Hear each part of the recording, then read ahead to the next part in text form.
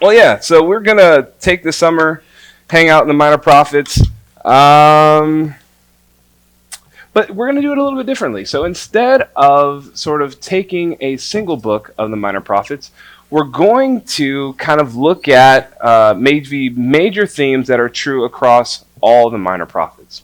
So I think part of the reason for that, one is, it's 12 books, right? So, I mean, you talk about the Minor Prophets, that's a lot to sort of unpack and digest.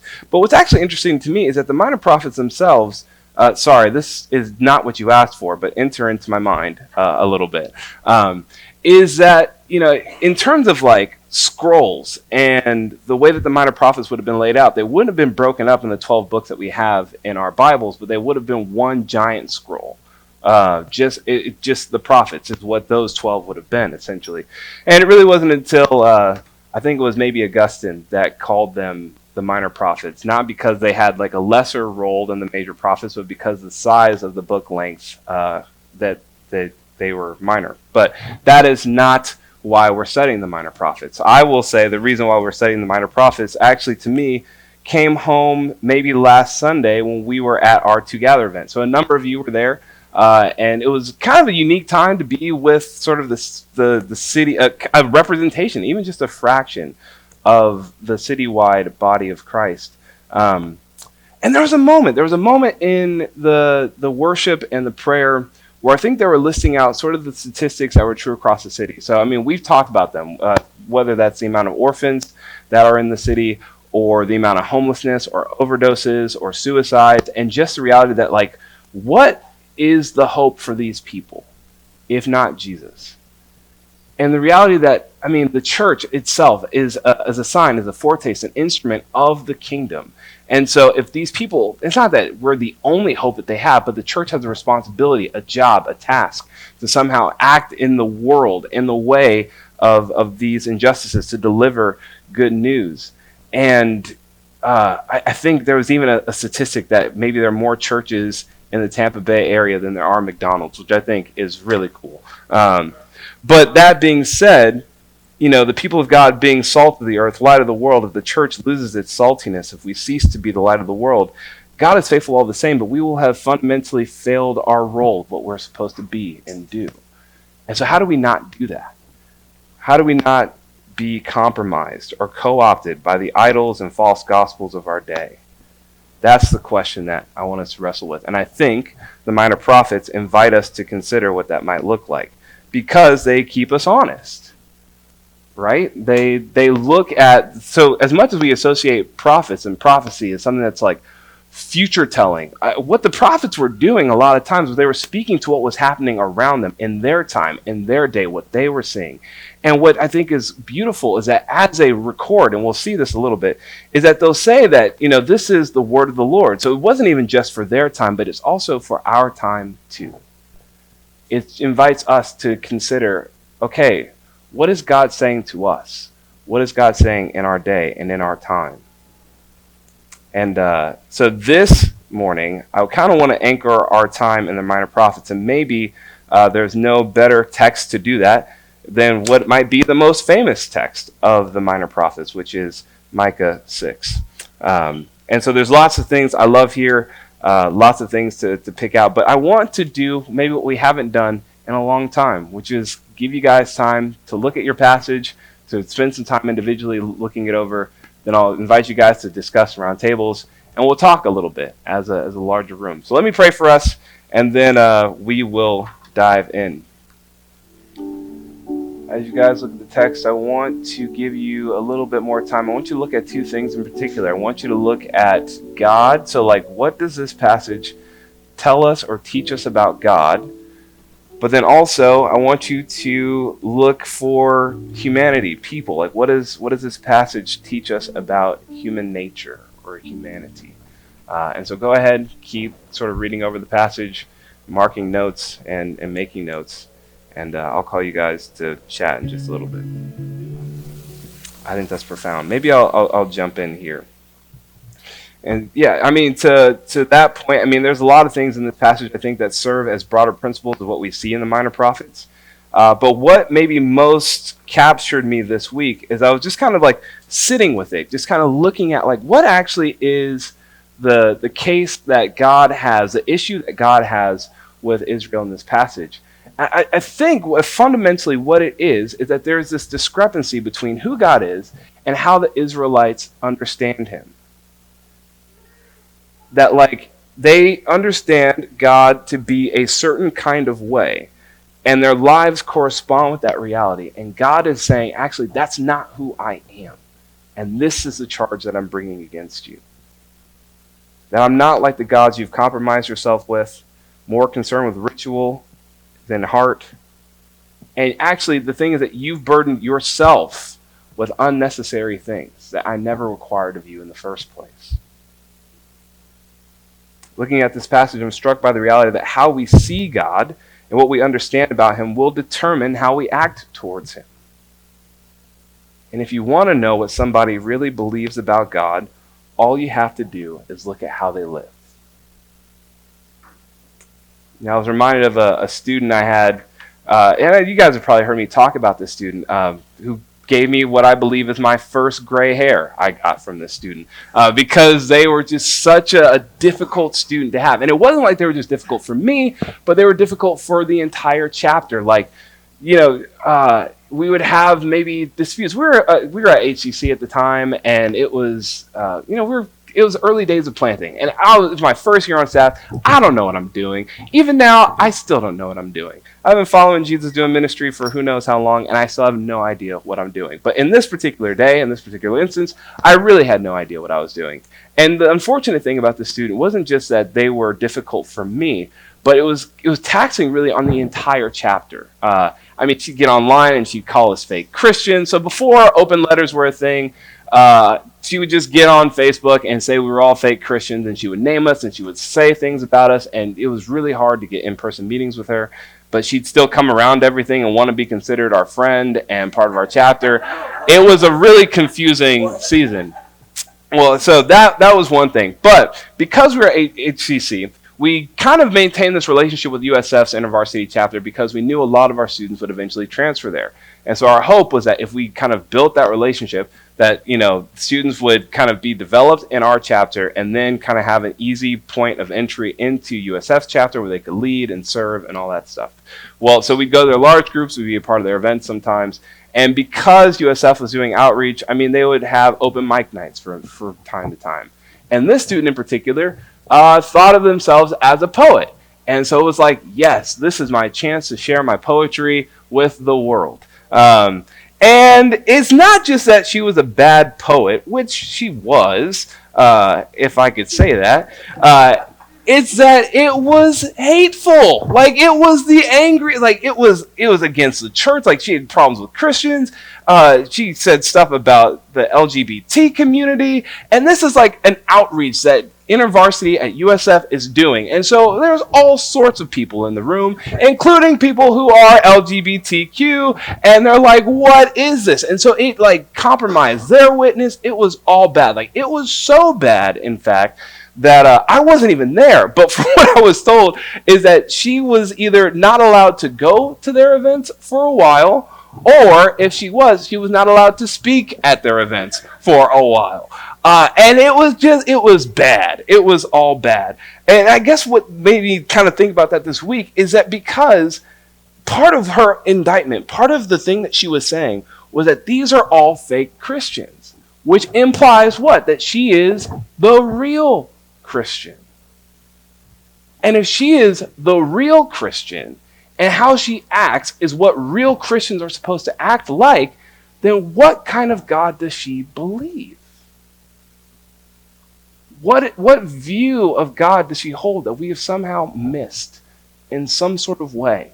That this is what God requires of her. What is that God like?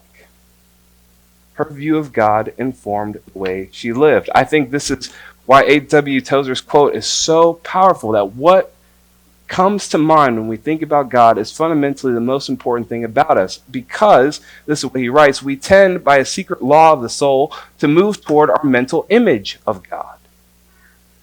This is not only true of the individual Christian, but also of the company of Christians that comprise the church. Always the most revealing thing about the church is her idea of God, just as her most significant message is what she says about him or leaves unsaid. For her silence is often more eloquent than her speech. And this morning, the reality is that if we are going to embody hope in this fractured world, it begins with an accurate view of God, because it is from that view of God we live and act and move in the world. And maybe the bad news for us is that we will always reduce him. We will always reduce God, make him smaller. And we will live in our reductions as if they're the whole thing. Mark Nelson and Alan Hirsch in Reformation, they write about how even our best attempts, we never arrive at a totally comprehensive view of God. If anyone claims to have done so, then it is not God that they've understood. Because a God that we can fully understand and comprehend is not a God that's actually worthy of our worship. We'll want to reduce God because it's easier to control and understand. And here's the thing, I think God will even allow it a little bit, right? Like he'll allow us because he wants us to understand him, right? He doesn't want it to be so outside of our realm of understanding that we can't actually access him. He'll allow us to kind of make these, okay, yes, this is a handle. You can have a handhold on me a little bit. But the second that we decide that this is the box that he must reside in, where he must live in, he will not be controlled by us. He will shatter that box in front of our faces. He refuses to be confined that way. He is what C.S. Lewis calls the great iconoclast. And looking at this passage, looking at Israel, I think the question that I'm wrestling with is, how are we tempted to reduce God? What distortions are we living in, either in our thinking or in our actions, that betray who he actually is? And to what extent, I wonder, does a measure of our understanding of him lie in how well we embody this command in Micah 6:8 to do justice, to love mercy, and to walk humbly with him? Because in some way, all three of those tie to who he is. So I want you to kind of imagine this with me as the Venn diagram. I think we might have that somewhere. I can't see.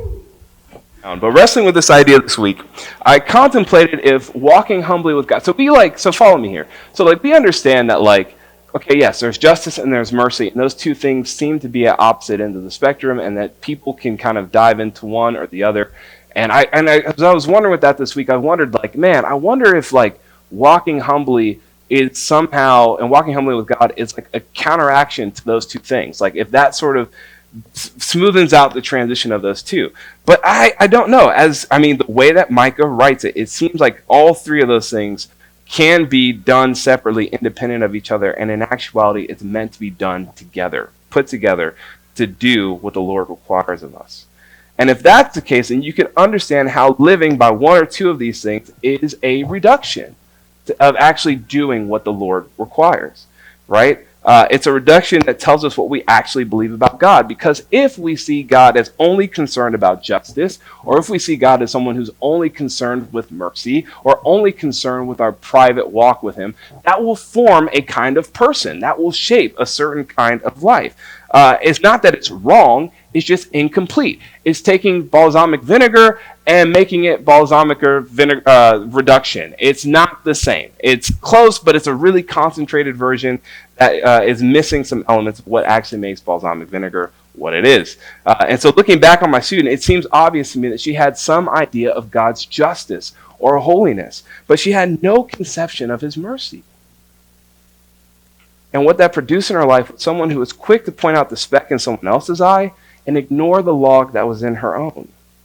She had reduced God to be able to understand him. And even if she didn't have language for it, I think if we were to look at her life, we would say that God would have been a burden to her.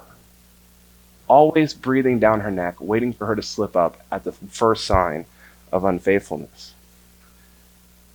What I think is interesting about this is that, to me, it seems like as missionaries engaged in the world, we see this reduction all the time, actually, in its own secularized versions of it, right? So I was thinking about And this is going to get me in trouble. I apologize in advance. Maybe we'll just edit this out of the video. Oh, the camera's there. We'll edit this out of the video. But someone said, oh gosh. But I was thinking about, like, say something like cancel culture, right? Like, there's something very right about holding leaders and people accountable for the power that they have. That says, you have exploited these people and you've used your power for ill-gotten gain, and we will not tolerate it anymore. I think there's something beautiful about that and right, and that needs to be done. And at the very same time, what is the path for reconciliation, for redemption, for restoration, and who decides that?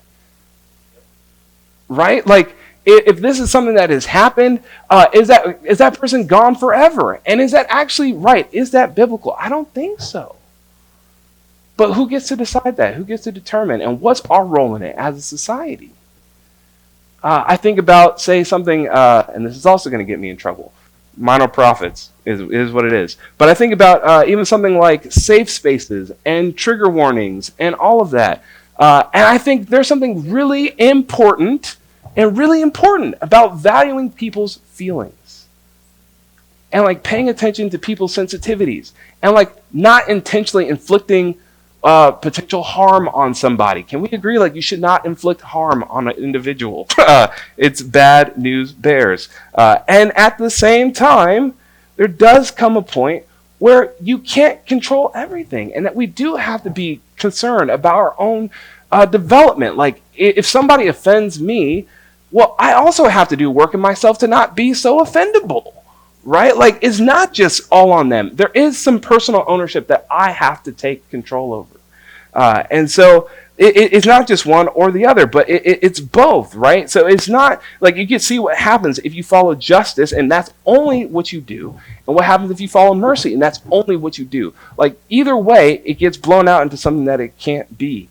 It's a reduction of what actually is true about the world and about life and about what the kingdom demands of us. What I think is interesting is that even if you were to take 2 out of these 3, it would still be a reduction. It would still be that. And I actually want us to experiment with that a little bit. So I'm going to have you guys in your table groups very quickly. I want you guys to experiment with like what happens if you were to just take 2 out of 3. Like, what would you actually get? So maybe like put your thinking caps on. It's on. People are like, yeah, the students are like, look, it's summer. We're done. Charlie's like, I graduated. I'm good, man. I'm not trying to think. I'm out. But I want you to walk into this with me, right? So in your tables, think about what happens if you were to take doing justice and loving mercy, but you remove the aspect of walking humbly with your God. Like, what would that create? Go ahead, talk about that for a second. I mean, if you got time, go for all of them. If you're feeling like you know what it looks like, talk about it. But I mean, justice, mercy, without walking with God, what does that create? So what do you do? What happens when justice and mercy combine without God? Justice and walking with God without mercy, and mercy and walking with God without justice. Play with the 2 of the 3. What kind of things come up? Right. And what I think is interesting is that in all those cases, it's like it bears false witness to who God actually is. Like, if we say that, okay, I have justice and I walk humbly with God, but I don't care a lick about mercy. I don't love mercy. Mercy is a thing in the world, but I don't love it. It's like that bears false witness to who God is. And similarly, if we say, okay, yes, I am all about mercy and walking humbly with God, but I don't do justice. Well, that's also false witness. That's not who God is. It's incomplete. It's not true. It's not right. Because the kingdom is all 3 overlapping. It is mercy. It is justice. It is humility and walking humbly with God. The kingdom will confront and dismantle corrupt systems that exploit the most vulnerable. But it is also governed by a God who gives mercy and forgives imperfect people. It's a God who doesn't delight in empty sacrifice, but wants authentic relationship with each of us. This morning, I can't help but wonder if part of what it means for us to embody hope in this world is to do all three when everyone around us is placing their stock in just one. To Nathan's point, I think if this was somehow a rubric or a gauge of our life with God, I think all of us maybe would have uneven circles. It's not that maybe the circle, like there'd just be nothing in one circle. It maybe just be a little bit smaller, right? Or maybe one circle would be way larger than the other two. And I think this is why, in part, we need each other, right? Because there's going to be, if I'm just left to my own devices, God will look a lot like me.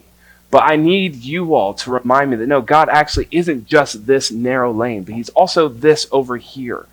He also cares about this thing. He's not just some cosmic version of us individually. He is the exalted Lord. We are just mortals who he has shown what is good. You know, earlier I said the bad news is that we will always reduce God and to an extent live reduced lives. I think the good news, the gift of God, is that he refuses to allow us to live in our distortions so that we can know the real him, not just our versions of him. And if we're open to it, if we're open to him, we just might actually be able to receive that God. The God whose thoughts are not our thoughts, who as high as the heavens are from the earth, his thoughts are higher than ours. And as hard as it might be to sit with that when it happens, I think it is a tremendous grace to us. Because when we replace the full God for our reduced view of him, we've effectively made an idol for ourselves and have given ourselves to a heresy.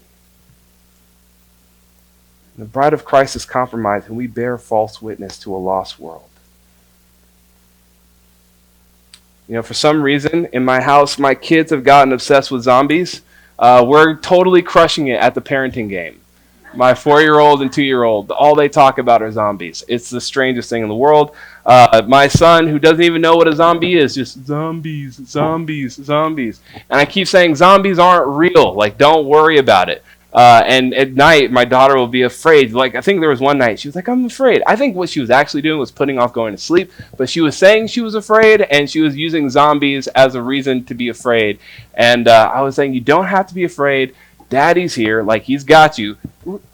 Side note, if there were, like, actual zombies in the world, I would not be helpful at all, but she doesn't need to know that. So, I'm saying, Daddy's here. You're okay. And she's like, and Jesus is here. And I'm like, yes, Jesus is real. This is what I keep telling my kids, that zombies are not real. Jesus is real. Like, focus on Jesus. To which my son says, don't want it. Don't want Jesus. And I'm like, okay, well, repent. But my daughter, on the other hand, we're having this conversation. She's like, I'm afraid. I'm like, you don't have to be afraid. Daddy is here. And Jesus is with you. And she's like, why? She's in the phase of asking why. And I said, because he loves you. Why? I don't know, because he does. And she said this really interesting thing. She said, I want to play with Jesus. And I was like, whoa, that's really profound. Because Jesus would totally play with her. I'm like, yeah. And he wants to play with you too. She's like, I want Jesus to take me on an adventure. And it was this really tender moment where I just kind of thought about it and said, you know, baby, if you say yes to Jesus every day, for your whole life, he will take you on tons of adventures. Your whole life will be an adventure. Because knowing him is constantly coming up against the ways that he is different than you. And he will bring you to places you didn't think you'd ever go. But just the very act of walking with him, it's to come up against something that is so other than what you thought he was. And anytime you think you know him, he zigs where you would have zagged. The very attempt to know God, to follow him, is an adventure in and of itself. As hard as it might be to sit with him breaking our image of him when it happens, it's a grace because we get to see the real him, the whole him. We need the great iconoclast to shatter our boxes so that we can be faithful arbiters of his kingdom. And I think the primary way that he does that is in the person of Jesus himself. When people expect Jesus to execute justice in a particular fashion, they encounter his mercy. When they expect mercy to embody itself in a certain way, he gives them justice in a way that they would not have expected. To know Jesus is to come up against a God who reveals himself and yet stays just beyond our comprehension. I was thinking about John 6 and kind of the way in which they're trying to reduce Jesus in that moment, right? Like, Jesus, be this version of us. This version of you is a version that we can accept and understand. And Jesus instead says, no, like, I'm not that thing. It's not about the bread that you just ate, but I'm the bread that's come from heaven. I am manna, and manna, that word, what is it? Essentially it's mystery, right? Like, not knowing what this is that we've received, but I can receive it. And Jesus inviting them into the mystery that is him. Can you follow him? And what if saying yes to Jesus is saying, okay, I know in part, I don't know fully, but whatever this is that I know, I say yes to this and trust that you will show me along the way who you are. Saying yes to the little that we know. We will always want to reduce God so that we can understand him. And I don't even think all this is bad necessarily. Truth, it can be so big and so complex that sometimes we have to do analytical reduction so that we can actually understand it. But what happens is that we can live inside of our frameworks for so long that we think that is who God is, and we need him to show us actually he is other than what we think he is.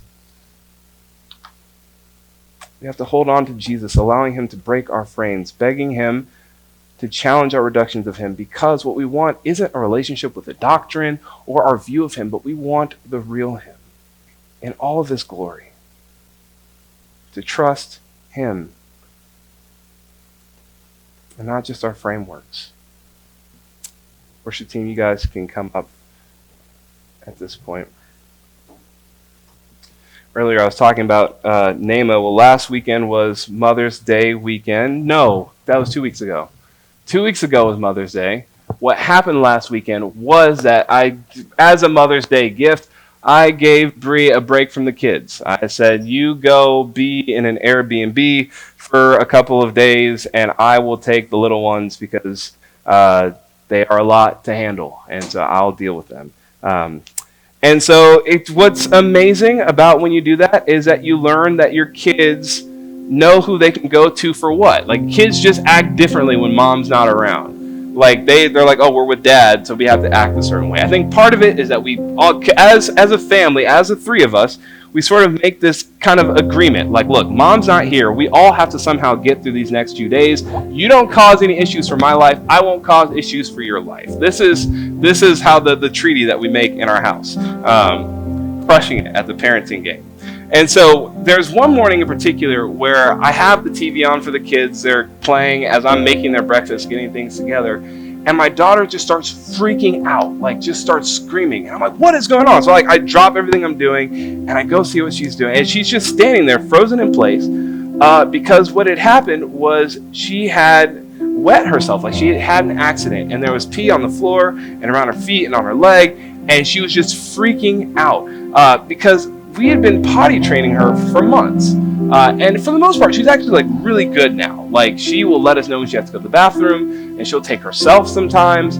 And we've even just gotten better at just asking her, do you have to go to the potty before we leave? So she like knows these things. And so she's freaking out. And I think part of it is like the mortification of having pee on your leg and at your feet, which I think would be mortifying for any of us. But I think part of it too was just this feeling of like, oh no, like, I know that I'm not supposed to do this. And that like my parents, like my dad, like there's a way in which my dad has made it very clear that you do not go to the bathroom on yourself. And here I am, and it has happened. It is a thing that has happened. And so she's freaking out, and I just kind of thought, like, what a gift it is in this moment to be able to break her version of whatever reduction she's made of me. Right? Like, you think, okay, yeah, dad doesn't want me to go to the bathroom on myself. But what you don't also know is that your dad has no expectations of you to be perfect or to get it right all the time, and that we can totally fix this. And so, of course, whatever, put her on the potty, clean it up, wipe things up. And just the gift of that, like just thinking, wow, this is a moment where my daughter, she thinks she knows something about me. And maybe she does, but it's a reduction of who I am.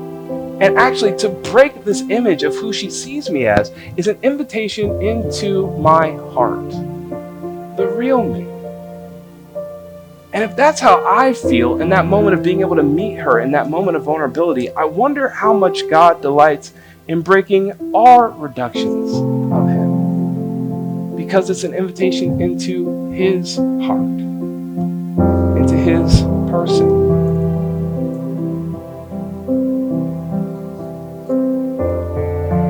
Think about that student and what a gift it would have been for her to recognize God's mercy and how that might have transformed her life.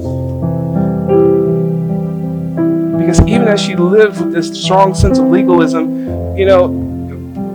it turns out that behind the scenes what she was wrestling with was that she actually was carrying on this inappropriate relationship with another student leader in another chapter. Like she had this view of God that she couldn't actually live underneath the weight of it, and yet she also couldn't accept the mercy that He had for her. And I don't know where she is today, but I feel like the last time I saw anything about that student, I don't know if she's following Jesus anymore.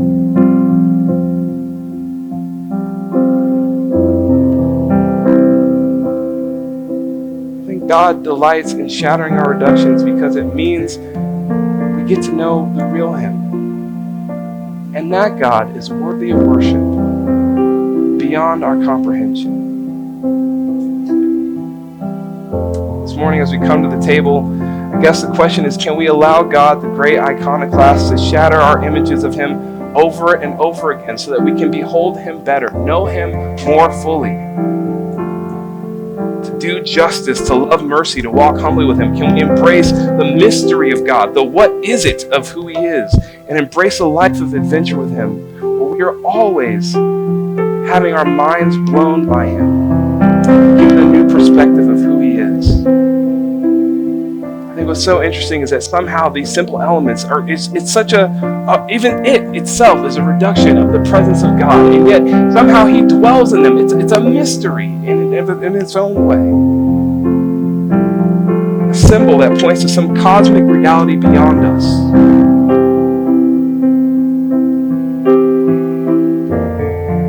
This morning, as we come to the table, we remember, for I received from the Lord what I also passed on to you, that the Lord Jesus, on the night He was betrayed, took bread, and when He had given thanks, He broke it and said, "This is my body, which is for you. Do this in remembrance of me." And in the same way, after supper, He took the cup, saying, "This cup is the new covenant in my blood. Do this as often as you drink it in remembrance of me. For whenever you eat this bread and drink this cup, you proclaim the Lord's death until He comes."